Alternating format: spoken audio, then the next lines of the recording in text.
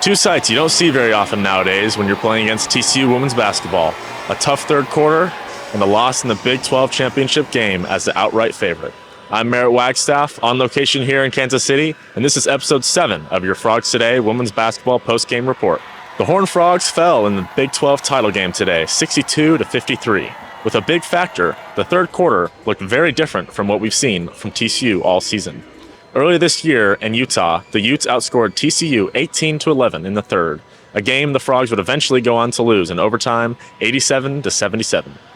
And today, a similar story. TCU was outscored again in the third, just 9 points for the Frogs compared to 17 for the Mountaineers, a swing that helped shift momentum and create separation, allowing West Virginia to pull away as much as 14 points in the final quarter of the championship. TCU has responded all year and got themselves back in the game, only 2 possessions away with just 38 seconds to play. Not enough tonight for our Horned Frogs. Let's send it to the presser where head coach Mark Campbell, along with Olivia Miles and Marta Suarez, have made their way to the stage. First of all, just congratulations to West Virginia and Coach Kellogg. They played an awesome game today. They did a heck of a job defensively. And they just outplayed us today. And so credit them. We've had great battles with them over the last couple of years. And today they were the better team. And this is just an opportunity, you guys. It's March. This group's been on a special run.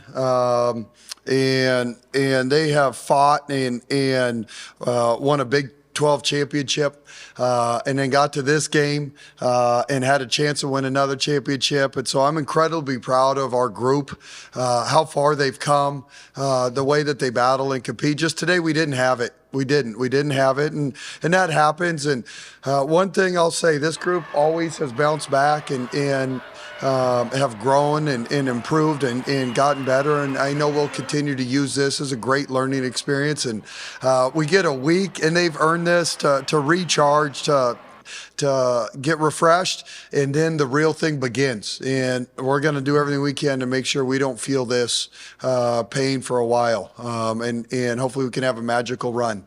I think the biggest lesson that I learned is to never get too high and never get too low. I think wins and losses come, but there's lessons in both. They just have different feelings.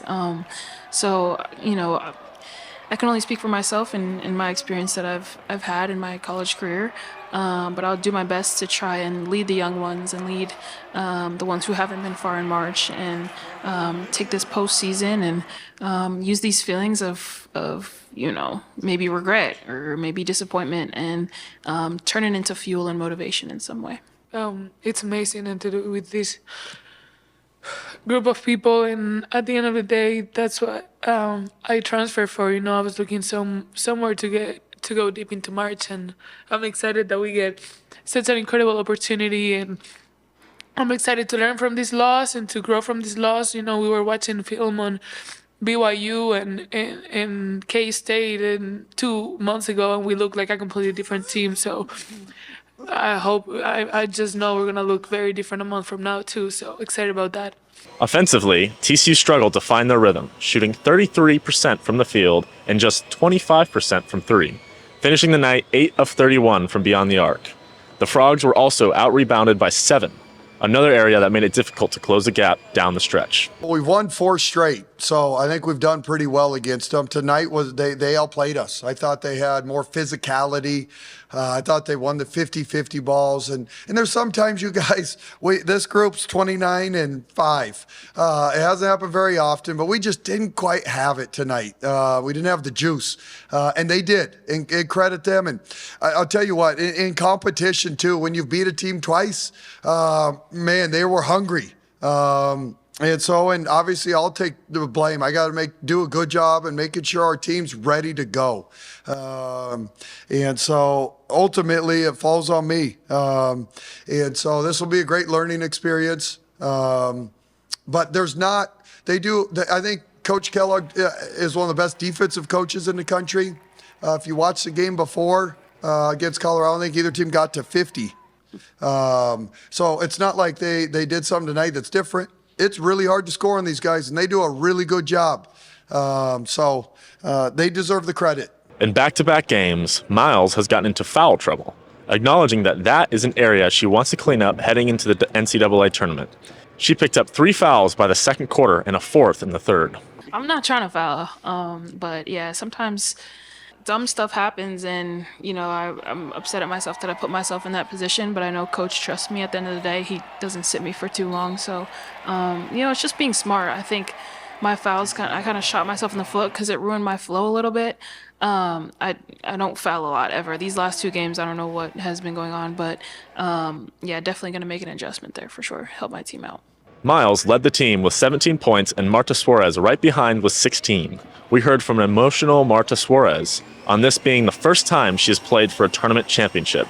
She was asked about her feelings following the loss.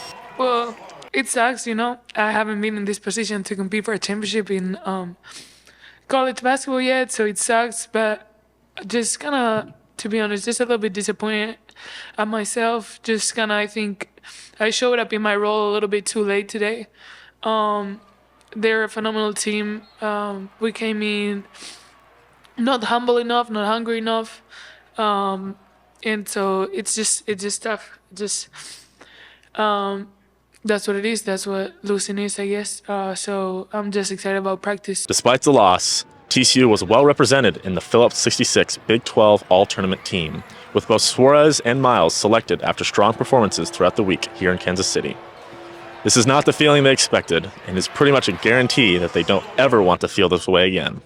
The Big 12 Women's Basketball Tournament comes to a close with a 62-53 loss to number 2 seeded West Virginia. Every one of these kids, they've been ready when their number's been called. And we have a group that works so hard, you guys, that love being in the gym, and they all individually work on their craft. And so, again, we have really good players on this team, and not everybody gets to play the role or have the minutes they want, but they're a group that they trust each other. It's also especially for some of those young kids, for Talia and Claras, to just being in this environment as freshmen and sophomore and compete for championships and to understand how hard it is. You guys, it's so stinking hard to win a championship. The regular season, that's 2.5 months.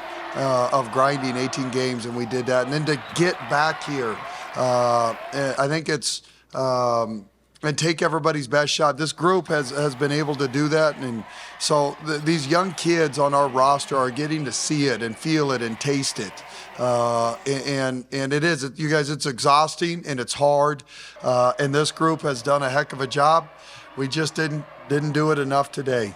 This was TCU's 7th conference tournament final. The Frogs are now 4-3 in championship tilts.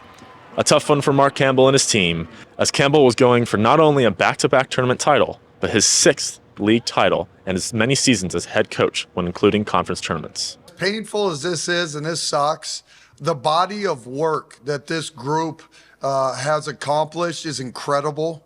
I believe we're right there between a 2 or 3 seed. Again, we'll learn next Saturday.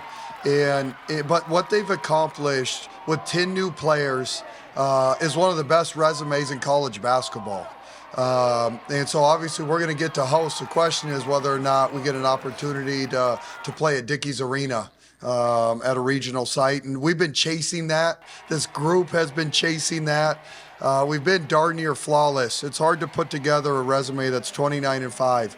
And so you guys, this sucks, and the feeling, it hurts, but gosh dang, I am so proud of what our program's accomplished this season, and we've done it from scratch. So trust me, it's not lost on me. I don't want to get emotional because I'm proud of these guys. TCU moves to 29-5 overall, and next up, the NCAA Tournament Selection Show, next Sunday at 7 p.m. live on ESPN. The Frogs have earned and expect to hear their name called as a first and second round host. March Madness is back in the Schulmeyer, where they have a 42-game home unbeaten streak, the largest in the country in Division I, men or women. Looking ahead, regional round sites are Dickey's Arena in Fort Worth and Sacramento, California. So it's quite possible the Frogs could be in Funkytown all the way up to the Final Four. Teams talk about playing deep in March, but for our Frogs, they hope to be playing into April. The road to Phoenix starts now. Thanks for watching us this week.